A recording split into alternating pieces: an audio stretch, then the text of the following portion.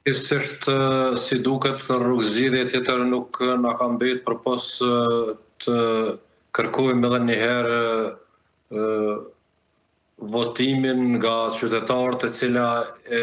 di që është jashtëzakonisht e lodhshme dhe tu e po që kanë ndodhur disa parë zgjedhje në vazhdimisht e di që popullata dhe qytetarët janë të lodhur, po tu e po situatën po shihet që do t'ju drejtohemi prapë kutive të votimit.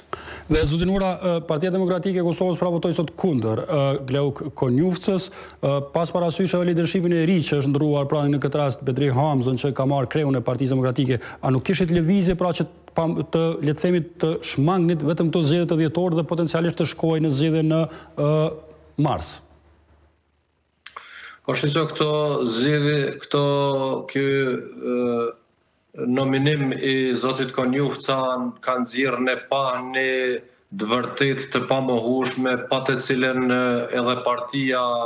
e cila e man pushtetin tash një vit pa të drejtë nuk do të kishte ekzistuar lere më të jetë në qeveri. Ka nxjerrë ne pa një sofistikim të gënjeshtrës të cilët as me lehtësi e mashtruan edhe presidenten e cila ja u dha mandatin e dytë, tu e ditë që hera e parë vetëm dështoi për shkak të numrave, derisa është ditë botërisht nga të gjithë, po edhe nga vetë ata që nuk do të ketë vota. Është fakti që çdo qeveri ose çdo formim i institucioneve, po nuk i pat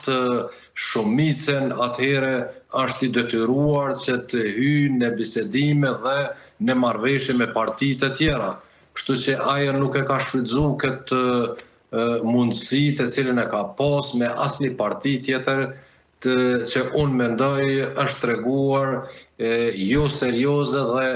është treguar e paguximshme që ti krijoj institucionet e Kosovës. Dhe zotin Ura, cili është rezultati që prisni, pra se zgjedhjet tashmë janë notore, dihen që do të mbahen, vetëm data do të caktohet, cili është rezultati që pret Partia Demokratike e Kosovës? Po,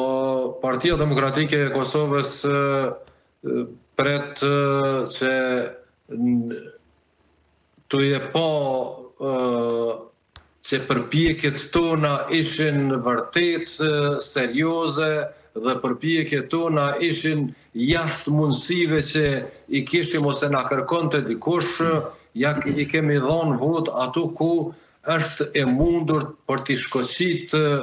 krijimin e institucioneve, por atëherë ata u treguan të ngurtë dhe unë mendoj që ju kanë frigu krijimit të institucioneve, tu e ditë që dështimet kanë qenë të vazhdueshme që nga fillimi i mandatit të tyre të kaluar. Ata janë treguar gjithnjë të paaft për të krijuar dhe për t'ia lehtësuar qytetarëve jetën dhe veprimtarinë dhe zhvillimin e Kosovës.